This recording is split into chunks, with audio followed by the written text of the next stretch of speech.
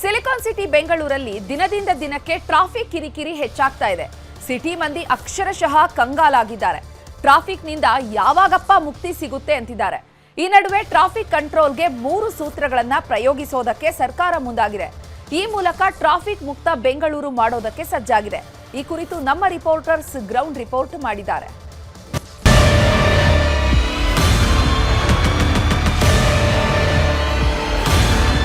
Silicon city traffic ಜಂಜಾಟಕ್ಕೆ ಮುಕ್ತಿ ನೀಡೋದಕ್ಕೆ police ಇಲಾಖೆ ಮುಂದಾಗ್ತಾ ಇದೆ. ಇತ್ತೀಚೆಗೆ ಗೃಹ ಸಚಿವರ ಜೊತೆ ನಡೆದ ಸಭೆಯಲ್ಲಿ 3 ಅಂಶಗಳ ಬಗ್ಗೆ ಒತ್ತು ನೀಡೋದಕ್ಕೆ ಸಲಹೆ ಮತ್ತೆ ಸೂಚನೆ ಕೂಡ ನೀಡಲಾಗಿತ್ತು. ಹಾಗಾದ್ರೆ ಆ 3 ಅಂಶಗಳು ಯಾವುದು ಅನ್ನೋದನ್ನ ಈಗ ನೋಡೋಣ. ಬೆಂಗಳೂರಿನ ಟ್ರಾಫಿಕ್ ಜಂಜಾಟಕ್ಕೆ ಬ್ರೇಕ್ ಹಾಕೋದಕ್ಕೆ ಸಂಚಾರಿ ಪೊಲೀಸರು ಮುಂದಾಗಿದ್ದಾರೆ. ಈಗಾಗಲೇ ಈ ಸಂಬಂಧಪಟ್ಟಂತೆ ಗೃಹ ಸಚಿವರು ಸಂಚಾರಿ ಪೊಲೀಸರ ಜೊತೆ ಸಭೆಯನ್ನು ನಡೆಸಿ ಕೆಲವು ಸಲಹೆ ಮತ್ತೆ ಸೂಚನೆಗಳನ್ನು ಕೂಡ ನೀಡಿರುವಂಥದ್ದು. ಪ್ರಮುಖವಾಗಿ ಬೆಂಗಳೂರು ನಗರದಲ್ಲಿ ಕಾರ್ ಪೂಲಿಂಗಿಗೆ ಒತ್ತು ನೀಡುವಂಥದ್ದು ಮತ್ತು ಹಗಲು ಸಮಯದಲ್ಲಿ ಎಲ್ಲಾ ರೀತಿಯ ಗೂಡ್ಸ್ ವಾಹನಗಳನ್ನು ಸಂಪೂರ್ಣವಾಗಿ ನಿಷೇಧ ಮಾಡುವಂಥದ್ದು ಹಾಗೂ ಸಂಚಾರಿ ನಿಯಮಗಳನ್ನು ಉಲ್ಲಂಘನೆ ಮಾಡುವ ಸಂಬಂಧಪಟ್ಟಂತೆ ಕೆಲವು ನಿಯಮಗಳಿಗೆ ಹೆಚ್ಚಿನ ಮೊತ್ತದ ದಂಡವನ್ನು ವಿಧಿಸುವ ಬಗ್ಗೆ ಕೂಡ ಚರ್ಚೆ ಆಗಿರುವಂಥದ್ದು. ಆದ್ದರಿಂದ ನಗರದಲ್ಲಿ ಕಾರ್ ಪೂಲಿಂಗಿಗೆ ಹೆಚ್ಚಿನ ಒತ್ತು ಕೊಡೋದಕ್ಕೆ ಕೂಡ ಈಗ ಪೊಲೀಸರು ಚಿಂತನೆಯನ್ನ ನಡೆಸಿದ್ದಾರೆ. ಕಾರ್ ಪೂಲಿಂಗಿಗೆ ಒತ್ತು ನೀಡೋದ್ರಿಂದ ಇದರಿಂದ ಕಾರುಗಳ ಸಂಖ್ಯೆ ಕೂಡ ಕಡಿಮೆ ಆಗುತ್ತೆ ಮತ್ತೆ ಸಂಚಾರ ದಟ್ಟಣೆ ಕೂಡ ಕಡಿಮೆ ಆಗುವಂತ ಸಾಧ್ಯತೆ ಕೂಡ ಇರುವಂತದ್ದು. ಅದರಿಂದ ಇದರ ಬಗ್ಗೆ ಸಾಧಕ ಬಾಧಕಗಳನ್ನ ಚರ್ಚೆ ಕೂಡ ಮಾಡೋದಕ್ಕೆ ಸೂಚನೆಯನ್ನ ನೀಡಲಾಗಿದೆ. ಯಾಕಂದ್ರೆ ಈ ಮೊದಲು ಕೂಡ ಕಾರ್ ಪೂಲಿಂಗ್ ಜಾರಿ ಮಾಡಲಾಗಿತ್ತು, ಆದ್ರೆ ಇದು ಪರಿಣಾಮಕಾರಿಯಾಗಿ ಜಾರಿ ಕೂಡ ಆಗಿರಲಿಲ್ಲ. ಅದರಿಂದ ಇದರ ಸಾಧಕ ಬಾಧಕಗಳನ್ನ ಚರ್ಚೆ ಮಾಡೋದು ಮತ್ತೆ ಕಾರ್ ಪೂಲಿಂಗ್ ಸಮಯದಲ್ಲಿ ಯಾರಾದ್ರೂ ಮಹಿಳಾ ಸಿಬ್ಬಂದಿ ನೌಕರರಿದ್ದಾಗ ಅವರಿಗೆ ಭದ್ರತೆಯನ್ನು ಯಾವ ರೀತಿ ಒದಗಿಸಬಹುದು ಮತ್ತೆ ಅವರಿಗೆ ಅಭದ್ರತೆ ಕಾಡದಲ್ಲಿ ಅದನ್ನು ಯಾವ ರೀತಿ ಸಮಸ್ಯೆಯನ್ನ ಕ್ಲಿಯರ್ ಮಾಡಬಹುದು ಅನ್ನೋದ್ರ ಬಗ್ಗೆ ಕೂಡ ಚರ್ಚೆಯನ್ನ ಮಾಡೋದಕ್ಕೆ ಸೂಚನೆಯನ್ನ ನೀಡಲಾಗಿದೆ. ಕಾರ್ ಪೂಲಿಂಗು ಒಳ್ಳೆ ಸಜೆಷನ್. ಈಗ ಇದೇ ಸಿಸ್ಟಮ್ ಅನ್ನ ಡೆಲ್ಲಿಯಲ್ಲಿ ಮಾಡಿದ್ದಾರೆ. ಕೇಜ್ರಿವಾಲ್ ಅವರು CM ಇದ್ದಾಗೆ ಅವರು ಆಡ್ ನಂಬರು ಈವನ್ ನಂಬರು ಒಂದು ದಿವಸ ಮಾಡ್ತಾ ಇದ್ರು. ಆ ನಂತರ ಕಾರ್ ಪೂಲಿಂಗ್ ಮಾಡ್ತಾ ಇದ್ರು. ಕಾರ್ ಪೂಲಿಂಗ್ನಲ್ಲಿ ಬಹಳ ಒಳ್ಳೆಯದು, ಇಟ್ ಈಸ್ ವೆರಿ ಗುಡ್. ಅದರಿಂದ ಏನು ತೊಂದರೆ ಆಗೋದಿಲ್ಲ. ಯಾಕಂದರೆ ಆಫೀಸಿಗೆ ಹೋಗೋರು ಅಲ್ಲಿ ಇರ್ತಾರೆ. ಆಫೀಸಿಗೆ ಹೋಗೋರು ಅದೇ ಆಫೀಸಿಗೆ ಹೋಗೋರು 4 ಮಂದಿ ಕರ್ಕೊಂಡು ಹೋಗಲಿ. ಅವರು ಯಾರು ಬೇಡ ಅಂತಾರೆ? ಸೆಕ್ಯೂರಿಟಿ ಅಲ್ಲಿ ಕ್ಯಾಮ್ರಾ ಹಾಕ್ಸ್ಬೇಕು. ಅವರು ಒಳಗಡೆ CC ಕ್ಯಾಮ್ರಾ ಹಾಕ್ಸ್ಬೇಕು. ಒಳಗಡೆ ಕಾರ್ ಒಳಗಡೆ ಇವರು ಮನೆಯಿಂದ ಹೋಗುವಾಗ ಇವರು ಕ್ಯಾಮ್ರಾ ಹಾಕ್ಸ್ಬೇಕು, ಮನೆ ಮುಂದೆ ಕ್ಯಾಮ್ರಾ ಹಾಕ್ಸ್ಬೇಕು. ಸೊ ಯಾವ ವೆಹಿಕಲ್ ಬರ್ತದೆ ಅವ್ರದ್ದು ಅದನ್ನ ನಂಬರ್ ತಗೋಬೇಕು, ನೋಟ್ ಮಾಡಬೇಕು, ಡ್ರೈವರ್ ಫೋಟೋ ತಗೋಬೇಕು. ಫೈನ್ಸ್ ಜಾಸ್ತಿ ಮಾಡೋದು ನಮ್ಮಂಥ ಹೌಸ್ ವೈಫ್ಸು ಆಗಲಿ ಯಾರು ಎಂಪ್ಲಾಯೀಸ್ ಕಡಿಮೆ ಸಂಬಳ ಬರೋರಾಗಲಿ ಫೈನ್ಸ್ ಹೇಗೆ ಕಟ್ತಾರೆ. ಸೊ ಏನು ಮಾಡಬೇಕಂದ್ರೆ ಅದೇ ರಾತ್ರಿ ಹೊತ್ತು ಗೂಡ್ಸ್ ವೆಹಿಕಲ್ಸ್ ಹೋಗೋದು, ಬೆಳಗ್ಗೆ ಹೊತ್ತು ಟ್ರಾಫಿಕ್ ಸ್ವಲ್ಪ ಅವಾಯ್ಡ್ ಮಾಡೋದು, ಅವೆಲ್ಲ ಮಾಡಿಕೊಂಡ್ರೆ ಒಳ್ಳೆಯದು ನನ್ನ ಪ್ರಕಾರ. ಅದೇ ಇನ್ಕ್ರೀಸ್ ಮಾಡಬೇಕಂದ್ರೂ ಇವಾಗ ಫಸ್ಟು ರೋಡ್ದೆಲ್ಲ ಇದ್ರದ್ದೆಲ್ಲ ಸೆಟಪ್ ಮಾಡಬೇಕು. ಚಿಕ್ಕ ಏರಿಯಾ ಎಲ್ಲ ಸಣ್ಣ ಪುಟ್ಟ ರೋಡ್ ಎಲ್ಲ ಸ್ವಲ್ಪ ಹೊಡೆದು ದೊಡ್ಡದು ಮಾಡಬೇಕು. ಆವಾಗ ಟ್ರಾಫಿಕ್ ಸ್ವಲ್ಪ ಸರಿ ಹೋಗುತ್ತೆ, ನಿಯಂತ್ರಣ ಆಗುತ್ತೆ. ಇನ್ನೊಂದು ಎಲೆಕ್ಟ್ರಿಕ್ ಗಾಡಿಗಳು ಬಿಡಬೇಕು. ಜಾಸ್ತಿ ಆದಷ್ಟು ಎಲೆಕ್ಟ್ರಿಕ್ ಗಾಡಿಗಳು ಬರಬೇಕು. ಹೊಸ ಸ್ಕೀಮ್ ತಂದು ಪೆಟ್ರೋಲ್ ಗಾಡಿ ಗ್ಯಾಸ್ ಗಾಡಿ ಎಲ್ಲ ಕಡಿಮೆ ಮಾಡಬೇಕು. ಸುಮಾರು ಕಂಪ್ನಿಯವ್ರು ಹಂಗೆ ಮಾಡ್ತಾ ಇದ್ದಾರೆ ಸರ್. ಕಾರ್ ಪೂಲಿಂಗ್ ಮಾಡ್ತಾವ್ರೆ, ಅದೇ ಬೆಟ್ರ್ ಅನ್ಸುತ್ತೆ. ಅದ್ರ ಒಬ್ರೊಬ್ರಿಗೆ ಇಷ್ಟ ಇರುತ್ತೆ ಅವ್ರವ್ರ ಕಾರಲ್ಲಿ ಇಂಡಿವಿಜುವಲ್ ಆಗಿ ಹೋಗ್ಬೇಕಂತ. ಆದರೆ ಕಾರ್ ಪೂಲಿಂಗೇ ಬೆಸ್ಟ್ ಸರ್. ನಮ್ಮ ಪ್ರಧಾನಿನೂ ಹೇಳಿದ್ದಾರೆ ಕಾರ್ ಪೂಲಿಂಗ್ ಮಾಡಿ, ಬಸ್ ಟ್ರಾವೆಲ್ ಮಾಡಿ, ಎಲ್ಲ ಸೇವ್ ಆಗುತ್ತೆ, ಫ್ಯೂಲು ಸೇವ್ ಆಗುತ್ತೆ, ಎಲ್ಲ ಸೇವ್ ಆಗುತ್ತೆ.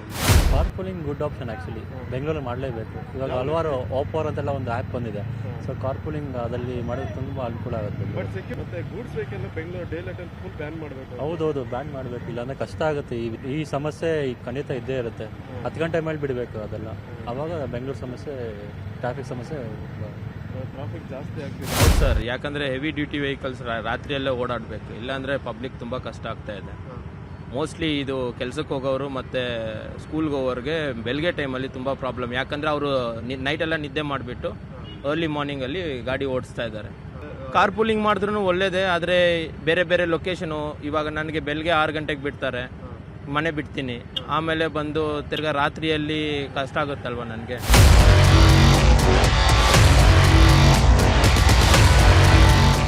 ಹಗಲು ಹೊತ್ತಲ್ಲಿ ಗೂಡ್ಸ್ ವಾಹನಗಳ ಸಂಪೂರ್ಣ ನಿಷೇಧಕ್ಕೆ ಚಿಂತನೆ ಕೂಡ ನಡೀತಾ ಇದೆ. ಈ ಬಗ್ಗೆ ಅಂಶ ಹೇಳ್ತಾರೆ, ನೋಡೋಣ.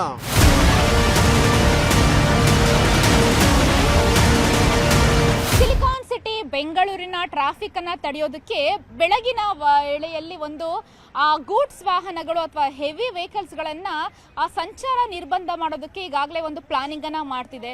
ಹಾಗಾದ್ರೆ ಇದ್ರ ಬಗ್ಗೆ ಜನರು ಏನ್ ಹೇಳ್ತಾರೆ, ಅವರ ಅಭಿಪ್ರಾಯವೇನು ಅನ್ನೋದನ್ನ ಬನ್ನಿ ಕೇಳೋಣ.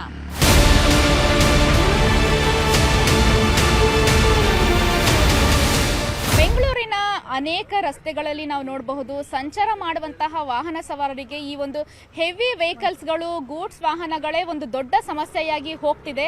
ಸೊ ಇದಕ್ಕಾಗಿ ಮೊದಲನೇದಾಗಿ ಗೂಡ್ಸ್ ವಾಹನಗಳಿಗೆ ಒಂದು ಬ್ರೇಕ್ ಅನ್ನ ಹಾಕಬೇಕು.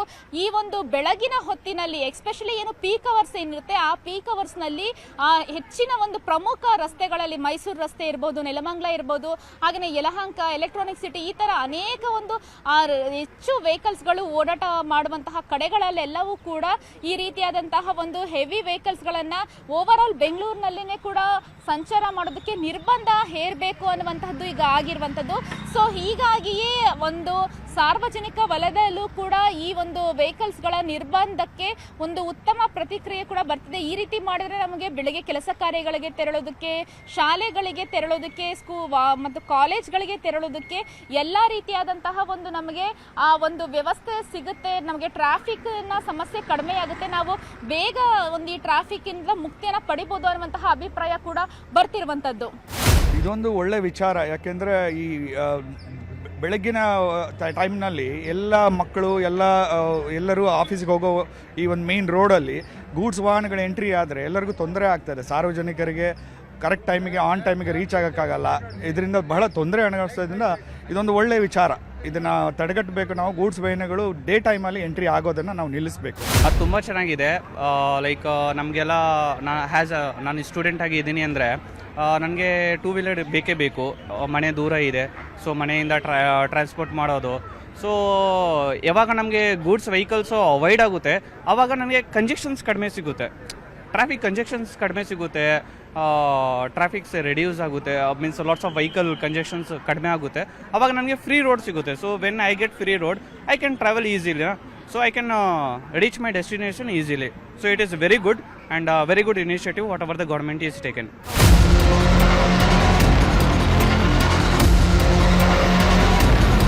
ಇನ್ನು ಕೆಲವೊಂದು ರೂಲ್ಸ್ ಗಳನ್ನ ಬ್ರೇಕ್ ಮಾಡುವಂತಹವರಿಗೆ ದಂಡವನ್ನ ಹೆಚ್ಚಳ ಮಾಡೋದಕ್ಕೆ ಮುಂದಾಗಿರುವಂತದ್ದು. ಜೊತೆಗೆ ಏನು ಈ ರೀತಿ ದಂಡ ಹೆಚ್ಚಳ ಮಾಡೋದ್ರಿಂದ ಕರೆಕ್ಟ್ ಆಗಿ ಒಂದು ರೂಲ್ಸ್ ಅನ್ನ ಫಾಲೋ ಮಾಡ್ತಾರೆ ಅನ್ನುವಂತಹ ಒಂದು ವಿಚಾರದಿಂದ ಈ ರೀತಿ ಮಾಡೋದಕ್ಕೆ ಈಗಾಗಲೇ ಮುಂದಾಗಿದೆ. ಹಾಗಾದ್ರೆ ಇದ್ರ ಬಗ್ಗೆ ವಾಹನ ಸವಾರರು ಏನ್ ಹೇಳ್ತಾರೆ ಅನ್ನೋದ್ರ ಬಗ್ಗೆ ಹೆಚ್ಚಿನ ಮಾಹಿತಿಯನ್ನ ಕೊಡ್ತಾರೆ ನಮ್ಮ ಕರೆಸ್ಪಾಂಡೆಂಟ್ ಪ್ರಗತಿ ಶೆಟ್ಟಿ ಅವರು.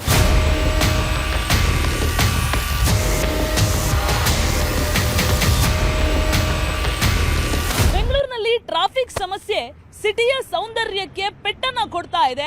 ಈ ರೀತಿಯಾಗಿ ಟ್ರಾಫಿಕ್ ಟ್ರಬಲ್ ಉಂಟಾಗ್ತಾ ಇರೋದ್ರಿಂದ ಸಂಚಾರಿ ನಿಯಮಗಳ ಉಲ್ಲಂಘನೆಗೆ ವಿಧಿಸ್ತಾ ಇರುವಂತಹ ದಂಡವನ್ನ ಡಬಲ್ ಮಾಡಬೇಕಾ ಅನ್ನುವಂತಹ ಚರ್ಚೆ ನಡೀತಾ ಇದೆ. ಈ ಬಗ್ಗೆ ಈ ರೀತಿಯಾಗಿ ಫೈನ್ ಜಾಸ್ತಿ ಮಾಡಿದ್ರೆ ಟ್ರಾಫಿಕ್ ಕಡಿಮೆ ಆಗುತ್ತಾ ಅನ್ನುವಂತಹ ಪ್ರಶ್ನೆ ಹುಟ್ಟಿದೆ. ಇದ್ರ ಬಗ್ಗೆ ಜನ ಏನ್ ಹೇಳ್ತಾರೆ ಕೇಳ್ತಾ ಹೋಗೋಣ ಬನ್ನಿ.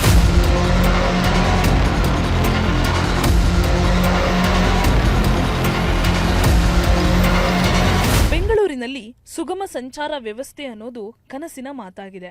ರಸ್ತೆ ಗುಂಡಿಗಳ ಸಮಸ್ಯೆ, ಒನ್ ವೇಯಲ್ಲಿ ಬರೋದು, ಟ್ರಾಫಿಕ್ ನಿಯಮಗಳ ಗಾಳಿಗೆ ತೂರೋದು ಸಹಜ ಅನ್ನೋ ಚಿತ್ರಣ ನಿರ್ಮಾಣ ಆಗಿ ಹೋಗಿದೆ.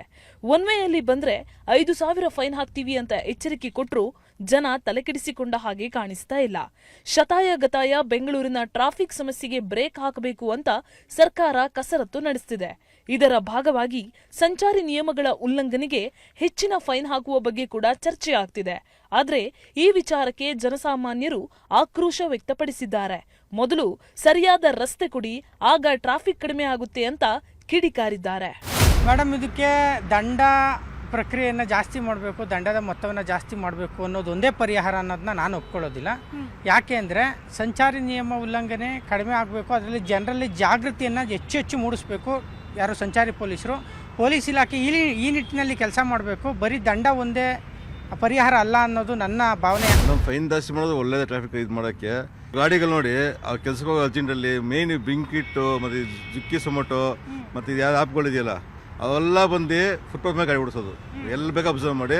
ಯಾಕಂದ್ರೆ ಅವ್ರ ಟೈಮ್ ಸೆನ್ಸ್ ಹಂಗೆ ಇರುತ್ತೆ. 10 ನಿಮಿಷ ತೊಗೊಂಡು ರಿವ್ಯೂ ಕೊಡ್ಬೇಕು, 15 ನಿಮಿಷ ತೊಗೊಂಡು ರಿವ್ಯೂ ಕೊಡಬೇಕು ಅಂದ್ಬಿಟ್ಟು ಅವಲಂಗಿ ಓಡಿಸೋದು.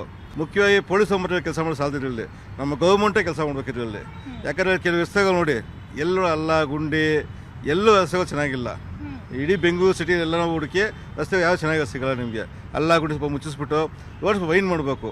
ಅಲ್ಲ, ಅದು ಕರೆಕ್ಟ್. ಅದು ಆ ಥರ ಏನಾದರೂ ಇದು ಮಾಡಿದರೆ ಸ್ವಲ್ಪ ಪರಿಣಾಮಕಾರಿಯಾಗಿ ಇದು ಮಾಡ್ಬೋದು ಇದನ್ನು. ಯಾಕಂದರೆ ಕಂಡಲ್ಲಿ ಯಾವುದೋ ಎಲ್ಲ ಟ್ರಾಫಿಕ್ ನಿಯಮಗಳನ್ನು ಉಲ್ಲಂಘನೆ ಮಾಡಿ ಹೋಗ್ತಾ ಇರೋದು, ಎಲ್ಲಂದರಲ್ಲಿ ಗಾಡಿ ಜಲಾಯಿಸ್ತಾ ಇರೋದು, ಈ ರೀತಿ ಕಾನೂನು ಚೌಕಟ್ಟನ್ನು ಮೀರಿ ಇದು ಮಾಡೋವರಿಗೆ ಒಂದು ಪರಿಣಾಮಕಾರಿಯಾಗಿ ಒಂದು ದಂಡವನ್ನು ಹಾಕೋದು ಒಳ್ಳೆಯದು. ಇದ್ರ ಬಗ್ಗೆ ನಾವು ಪಬ್ಲಿಕ್ ಅವೇರ್ನೆಸ್ ಕೊಡಬೇಕು ಅಂದರೆ ಆದಷ್ಟು ಅವರು ಹೆಲ್ಮೆಟ್ ಧರಿಸೋದು, ಸಿಗ್ನಲ್ ಜಂಪಿಂಗ್ ಎಲ್ಲ ನಿಲ್ಲಿಸಿದ್ರೆ ಟ್ರಾಫಿಕ್ ಫೈನ್ ಕಮ್ಮಿ ಆಗುತ್ತೆ. ಒಂದು ಎರಡನೇದು ಅವ್ರು ಟ್ರಾಫಿಕ್ ರೂಲ್ಸ್ ಫಾಲೋ ಮಾಡಿದ್ರೆ ತುಂಬ ಒಳ್ಳೆಯದು. ನೋ ಎಂಟ್ರಿಗೆ ಹೋಗೋದು, ಒನ್ ವೇಗಳು, ಆಮೇಲೆ ನೋ ಪಾರ್ಕಿಂಗ್ಸ್ ಎಲ್ಲ ನಿಲ್ಲಿಸೋದು, ಅದರಿಂದ ಗೌರ್ಮೆಂಟ್ಗೆ ಆದಾಯ ಇದೆ, ಆದರೆ ಪಬ್ಲಿಕ್ಕಿಗೆ ಜೋಬಿಂದ ಹೋಗ್ತಾ ಇದೆ ತುಂಬಾ. ಅದನ್ನು ಕಾಪಾಡಬೇಕು ಅಂತಲೇ ಇವ್ರು ಗೌರ್ಮೆಂಟ್ ಏನು ಮಾಡ್ತಾ ಇದೆ, ಟ್ರಾಫಿಕ್ ಫೈನ್ ಜಾಸ್ತಿ ಮಾಡೋಣ ಅಂತ ಇದ್ದಾರೆ. ಅಟ್ಲೀಸ್ಟ್ ಅವೇರ್ನೆಸ್ ಆಗಲಿ ಪಬ್ಲಿಕ್ಕಿಗೆ. ಪಬ್ಲಿಕ್ ಅವೇರ್ನೆಸ್ ಆದಷ್ಟು ತುಂಬ ಒಳ್ಳೇದು ಮೇಡಮ್. ಸಿಕ್ಕಾಪಟ್ಟೆ ಜಾಸ್ತಿ ಇದೆ, ಅದನ್ನು ಕಂಟ್ರೋಲ್ ಮಾಡಬೇಕು. ಹೊರಗಡೆಯಿಂದ ಬರೋವ್ರಿಗೆ ಕಂಟ್ರೋಲ್ ಮಾಡಬೇಕು. ಇಲ್ಲಿರೋರು ಮಾತ್ರ ಇದು ಮಾಡ್ಬಿಟ್ಟು ಹೊರಗಡೆಯಿಂದ ಯಾರೇ ಬಂದರೂ ಅವ್ರು ಸ್ವಲ್ಪ ಕಂಟ್ರೋಲ್ ಎಲ್ಲ ಇಲ್ಲಿರೋರು ಇಲ್ಲ. ಇಲ್ಲಿರೋರೆಲ್ಲ ಹಳ್ಳಿಗಳಿಗೆ ಹೋಗಿದ್ದಾರೆ, ಹೊರಗಡೆ ಅವರೆಲ್ಲ ಬಂದು ಇಲ್ಲೇ ಇದ್ದಾರೆ. ಈ ಥರ ನೋಡಿ ನಾವೀಗ ನಿಂತ್ಕೊಳ್ತೇವೆ, ನಮಗೆ ಸೇಫ್ಟಿ ಇಲ್ಲ, ಇಲ್ಲೇ ತನಕ ಬರ್ತಾರೆ. ಆದರೆ ನಮಗೆ ಇಲ್ಲಿ ಕ್ರಾಸ್ ಮಾಡಿ ನೋಡಿ ಎಷ್ಟು ನೋಡ್ತಾ ಇರ್ತೀವಿ, ಅಲ್ಲಿ ರೆಡ್ ಬಂದ್ರೂ ಈ ಕಡೆ ಪರಸ್ ಹಾಕ್ತಾನೆ ಇರ್ತಾರೆ. ಆ ಥರ ಆಗುತ್ತೆ. ಅದಕ್ಕೆ ನೀವು ಫೈನ್ ಹಾಕೋದು ಒಳ್ಳೆಯದು. ಮಾಡಬೇಕು, ದಟ್ ಈಸ್ ನೆಸರಿ. ಆದರೆ ಜಾಸ್ತಿ ಮಾಡಿದ್ದಾರೆ, ಫೈನ್ ಜಾಸ್ತಿ ಮಾಡಿದ್ದಾರೆ. That is required to bring the discipline in the traffic movement.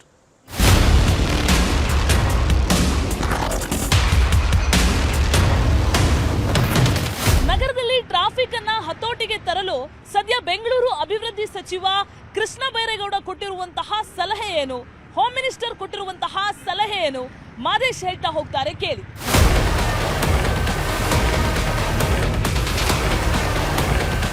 ಬೆಂಗಳೂರಿನಲ್ಲಿ ಟ್ರಾಫಿಕ್ ಕಮ್ಮಿ ಮಾಡೋದಕ್ಕೆ ಬೆಂಗಳೂರು ಅಭಿವೃದ್ಧಿ ಸಚಿವರಾದಂತಹ ಕೃಷ್ಣ ಬೈರೇಗೌಡ ಹಾಗೂ ಹೋಮ್ ಮಿನಿಸ್ಟರ್ ಪ್ರಿಯಾಂಕಾ ಖರ್ಗೆ ಅವರ ಸಲಹೆಗಳೇನು?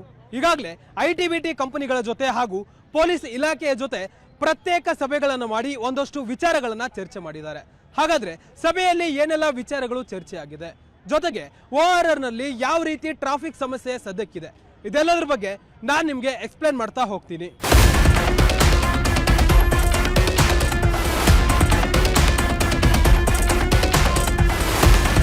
ಬೆಂಗಳೂರಿನ ಟ್ರಾಫಿಕ್ ಕಂಟ್ರೋಲ್ ಮಾಡೋ ವಿಚಾರದಲ್ಲಿ ಬೆಂಗಳೂರು ಅಭಿವೃದ್ಧಿ ಸಚಿವರಾದ ಕೃಷ್ಣ ಬೈರೇಗೌಡ ಹಾಗೂ ಹೋಮ್ ಮಿನಿಸ್ಟರ್ ಪ್ರಿಯಾಂಕ್ ಖರ್ಗೆ ಕೂಡ ತಮ್ಮ ಪ್ಲಾನ್ಗಳನ್ನ ಮಾಡ್ತಿದ್ದಾರೆ. ಸಚಿವರುಗಳು ಕೂಡ ITBT ವಲಯದ ಕಡೆಯೇ ಹೆಚ್ಚು ಟ್ರಾಫಿಕ್ ಆಗ್ತಿದೆ ಅನ್ನೋ ಅಂಶಗಳನ್ನ ಗಮನಿಸಿದ್ದಾರೆ. ಟ್ರಾಫಿಕ್ ಕಂಟ್ರೋಲ್ ಬಗ್ಗೆ ಈಗಾಗಲೇ ಪೊಲೀಸ್ ಹಿರಿಯ ಅಧಿಕಾರಿಗಳ ಜೊತೆ ಮತ್ತು ITBT ಕಂಪನಿಗಳ ಜೊತೆ ಪ್ರತ್ಯೇಕ ಸಭೆ ನಡೆಸಿದ್ದಾರೆ. ಹಲವು ಬಾರಿ ಪೊಲೀಸರ ಸಭೆಯಲ್ಲಿ ಅಧಿಕಾರಿಗಳಿಂದ ಕಾರ್ ಪೋಲಿಂಗ್ ಅಥವಾ ಬಸ್ಗಳ ವ್ಯವಸ್ಥೆಯನ್ನ ಮಾಡೋದು ಬೆಟರ್ ಅನ್ನೋ ಒಂದು ಸಲಹೆಗಳು ಕೂಡ ಕೇಳಿ ಬಂದಿದ್ದಾವೆ. ಇದರ ಜೊತೆಗೆ ದೊಡ್ಡ ದೊಡ್ಡ ಅಪಾರ್ಟ್ಮೆಂಟ್ ನಿವಾಸಿಗಳು ಕೂಡ ಒಟ್ಟೊಟ್ಟಿಗೆ ಕಾರುಗಳನ್ನ ತೆಗೆದುಕೊಂಡು ಹೊರಗಡೆ ಬರ್ತಿರುವಂತ ವಿಚಾರಗಳು ಕೂಡ ಗೊತ್ತಾಗಿದೆ. ಸಣ್ಣ ಪುಟ್ಟ ವಿಚಾರಗಳಿಗೂ ಕೂಡ ಅವರು ಕಾರುಗಳನ್ನ ಬಳಸಿದ್ದಾರೆ.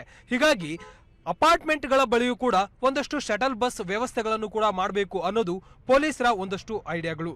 ಈ ಬಗ್ಗೆ ಕೂಡ ಈಗಾಗಲೇ ಸಚಿವರಾದ ಕೃಷ್ಣ ಬೈರೇಗೌಡ ಹಾಗೂ ಪ್ರಿಯಾಂಕ್ ಖರ್ಗೆ ಅವರು ಪ್ರತ್ಯೇಕವಾಗಿ ITBT ಕಂಪನಿಗಳ ಜೊತೆ ಮತ್ತೆ ದೊಡ್ಡ ದೊಡ್ಡ ಅಪಾರ್ಟ್ಮೆಂಟ್ಗಳ ಮಾಲೀಕರ ಜೊತೆಗೆ ಅಪಾರ್ಟ್ಮೆಂಟ್ಗಳ ಅಸೋಸಿಯೇಷನ್ಗಳ ಜೊತೆಗೆ ಕೂಡ ಮಾತನಾಡಿದ್ದಾರೆ. ಒಟ್ಟಾರೆಯಾಗಿ ಟ್ರಾಫಿಕ್ ಅನ್ನ ಕಂಟ್ರೋಲ್ ಮಾಡೋದಕ್ಕೆ, ಅದರಲ್ಲೂ ಕೂಡ ITBT ಏರಿಯಾಗಳಲ್ಲಿ ಟ್ರಾಫಿಕ್ ಅನ್ನ ಕಂಟ್ರೋಲ್ ಮಾಡೋದಕ್ಕೆ ITBT ಉದ್ಯೋಗಗಳ ಮತ್ತೆ ITBT ಉದ್ಯೋಗಗಳ ಜೊತೆ ಈ ರೀತಿಯಾದಂತಹ ದೊಡ್ಡ ದೊಡ್ಡ ಅಪಾರ್ಟ್ಮೆಂಟ್ ನಿವಾಸಿಗಳ ಒಂದು ಕಾಂಟ್ರಿಬ್ಯೂಟ್ ಕೂಡ ತುಂಬಾ ಇಂಪಾರ್ಟೆಂಟ್ ಆಗಿರುತ್ತೆ. ಆದ್ರೆ ಅವರು ತಮ್ಮ ಓನ್ ಕಾರ್ಗಳನ್ನ ಬಿಟ್ಟು ಈ ರೀತಿಯಾಗಿ ಬಸ್ಗಳನ್ನ ಮತ್ತೆ ಕಾರ್ಪೋಲಿಂಗ್ ವ್ಯವಸ್ಥೆಯನ್ನ ಅಕ್ಸೆಪ್ಟ್ ಮಾಡ್ತಾರಾ ಇಲ್ವಾ ಅನ್ನೋದನ್ನ ಕಾದು ನೋಡ್ಬೇಕಾಗಿದೆ. ಟ್ರಾಫಿಕ್ ಬಗ್ಗೆ ಹೇಳ್ಬೇಕಂದ್ರೆ ಈಗ ಕಂಪ್ನಿಗಳಲ್ಲಿ ಅವ್ರದ್ದೇ ಜಾಸ್ತಿ. ಈಗ ಒಬ್ಬೊಬ್ರು ಹೋಗೋರು ಒಬ್ರು ಹೋಗೋಕ್ಕೆ ದೊಡ್ಡ ದೊಡ್ಡ ಗಾಡಿಗಳು ಬೇಕು ಅವ್ರಿಗೆ. ಅಂದರೆ ಅವರಿಂದನೇ ಅರ್ಧ ಟ್ರಾಫಿಕ್ ಜಾಸ್ತಿ ಆಗ್ತಿರೋದು ಬೆಂಗಳೂರಲ್ಲಿ ಹೇಳ್ಬೇಕಂದ್ರೆ. ITBTಗಳ್ನ ಎಲ್ಲ ತಗೊಂಡೋಗಿ ಮಾರ್ತಳ್ಳಿ ವೈಟ್ಫೀಲ್ಡ್ ಸೈಡೇನೆ ಇಟ್ಬಿಟ್ಟಿದ್ದಾರೆ. 4 ಮೂಲೆಗೆ ಇಡ್ಬೋದಾಯ್ತು ಇವರು. ಈ ಕಡೆ ಎಲೆಕ್ಟ್ರಾನ್ ಸಿಟಿ ಇಟ್ಟಿದ್ದಾರೆ, ಅಲ್ಲಿ ಒಂದು ಕಡೆ, ಈ ಕಡೆ ಕುಂಬ್ಳಗೂಡು ಒಂದು ಕಡೆ ಇದೆ, ಈ ಕಡೆ ನೆಲಮಂಗಲ ಇದೆ. ಎಲ್ಲ ಕಡೆನೂ ಆ ಕಡೆ ITBT ಎಲ್ಲ ಕಡೆನೂ ಮಾಡಿದರೆ ಟ್ರಾಫಿಕ್ ಕಮ್ಮಿ ಆಗೋದು. ತುಂಬ ಜಾಸ್ತಿನೇ ಇದೆ, ಏನು ಮಾಡೋಕ್ಕಾಗಲ್ಲ. ಇಲ್ಲಿ ನಮ್ಮ ಸ್ಟೇಟ್ಗಿಂತ ಅದರ್ ಸ್ಟೇಟ್ ಗಾಡಿಗಳೇ ಜಾಸ್ತಿ ಹೆಚ್ಚಿದೆ. ಹಂಗಾಗಿ ಕಂಟ್ರೋಲ್ ಮಾಡೋಕ್ಕಾಗಲ್ಲ ಸರ್, ಇದನ್ನ ಏನೇ ಮಾಡಿದ್ರು ಕಂಟ್ರೋಲ್ ಮಾಡೋಕ್ಕಾಗಲ್ಲ.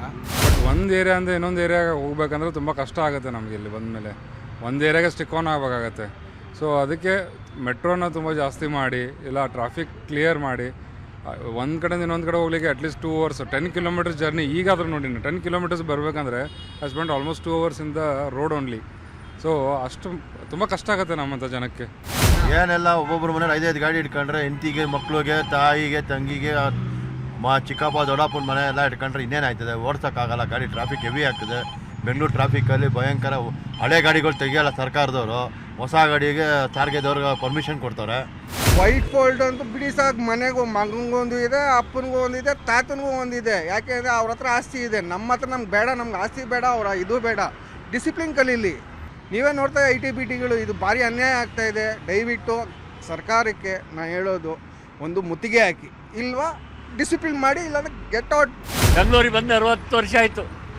60 ವರ್ಷದಿಂದ ಟ್ರಾಫಿಕ್ ಆವಾಗಕ್ಕೂ ಇವಾಗಕ್ಕೂ ಜಮೀನು ಆಸ್ಮಾನ್ ಕಾ ಫರಕ್. ಅಜಗ ಜಾನ್ತಾರಂತಲ್ಲ ನಮ್ಮಲ್ಲಿ, ಆ ಥರ ಇದೆ. ಇನ್ನು ಮುಂದೆ ಹೇಗಾಗುತ್ತೆ ಅನ್ನೋ ಗೊತ್ತಿಲ್ಲ. ಈಗ ಪೆಂಡಿಂಗ್ ಇರೋ ಪ್ರಾಜೆಕ್ಟ್ಸ್ನ ಬೇಗ ಕಂಪ್ಲೀಟ್ ಮಾಡಿದ್ರೆ ಒಂದು ಯೂಸ್ಫುಲ್ ಇರುತ್ತೆ. ಸೊ ಅದೇ ಪೆಂಡಿಂಗ್ ಇರೋ ಪ್ರಾಜೆಕ್ಟ್ಸ್ನ ಅದನ್ನೇ ಮಾಡ್ತೀವಿ, ಇಲ್ಲ ಇನ್ನೂ ಸ್ವಲ್ಪ ಟೈಮ್ ಹಿಡಿಯುತ್ತೆ, ಅದು ಮಾಡ್ತೀವಿ ಇದು ಮಾಡ್ತೀವಿ ಅನ್ಕೊಂಡು ಕುಂತ್ರೆ ಆಗಲ್ಲ. ಸೊ ಹೊಸ ಪ್ರಾಜೆಕ್ಟ್ಸ್ನ ಅಪ್ರೂವ್ ಮಾಡೋ ಬದಲು ನ್ಯೂ ಪ್ರಾಜೆಕ್ಟ್ಸ್, ಪೆಂಡಿಂಗ್ ಇರೋ ರೋಡ್ ಪ್ರಾಜೆಕ್ಟ್ಸ್ನ ಕಂಪ್ಲೀಟ್ ಮಾಡ್ಕೋಬೇಕು.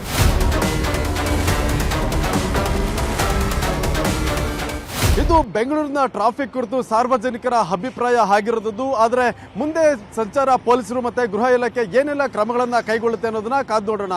ಕ್ಯಾಮರಾ ಪರ್ಸನ್ ವೆಂಕಟೇಶ್ವರ ಜೊತೆ ಮುನಿರಾಜು, ನ್ಯೂಸ್ 18 ಬೆಂಗಳೂರು.